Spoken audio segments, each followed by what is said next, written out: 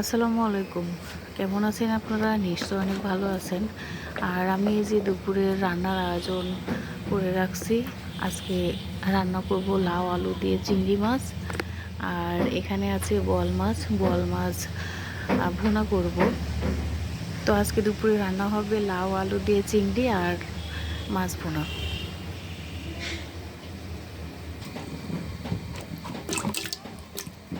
আর এখানে যে আলুগুলো সিদ্ধ করছি, এই সিদ্ধ আলু আমি আমার মেয়ের জন্য করছি।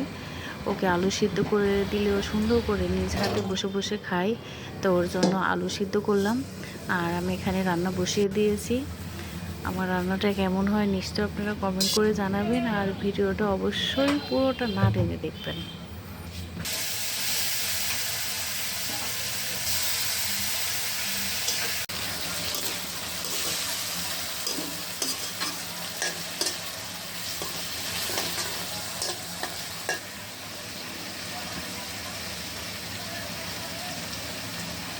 চিংড়ি মাছটাকে আমি ভালো করে কষিয়ে নিয়েছি। এরপরে লাউ আলুগুলো দিয়ে দেব, দিয়ে অনেকক্ষণ ধরে এটাকে কষাইতে হবে।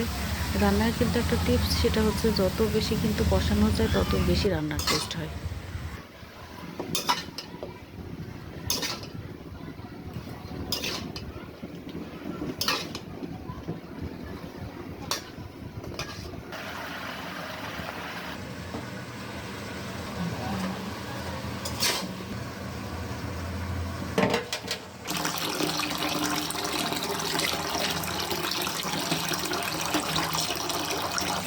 মাছগুলোকে ভালো করে ধুয়ে নিচ্ছি। আমি বোয়াল মাছটা হালকা ভেজে রান্না করব, না ভেজেও রান্না করলে ভালো লাগে, তবে আমার ভেজে রান্না করলে একটু বেশি ভালো লাগে খেতে।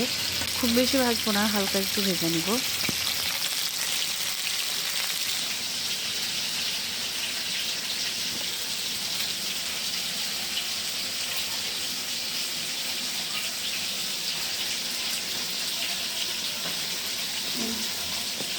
রান্নাঘরের পাশে যদি সুন্দর একটা প্রকৃতি থাকে, তো দেখতে অনেক ভালো লাগে, আর রান্না করতেও কিন্তু অনেক বেশি ভালো লাগে। তো আমার রান্নাঘরের সামনে সুন্দর অনেকগুলো গাছ আছে। আমার রান্না বান্না কমপ্লিট। তো আজকের মেনুতে ছিল বোয়াল মাছ ভুনা, লাউ আর আলু দিয়ে চিংড়ি, আর সাথে ছিল মসুরের পাতলা চোল ডাল।